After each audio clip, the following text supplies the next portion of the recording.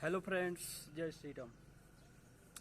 Power star Pawan Singh का जो Bollywood song आने वाला था, आपको बता दो तुम्हारे सिवाय, जो कि टी3 से गाना आने वाला था पावर स्टार पवन सिंह का।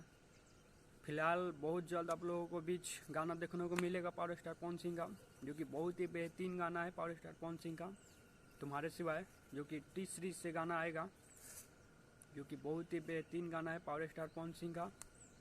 तो आप लोगों को भी जो बहुत जल्द आप लोगों को भी डीजर देखने को मिलेगा पावर स्टार पवन सिंह का, जो कि बहुत ही बेहतरीन गाना है।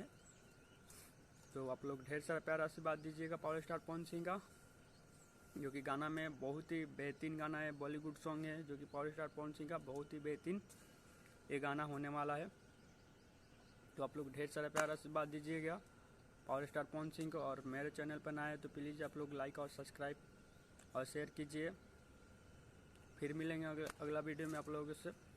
जय श्री राम।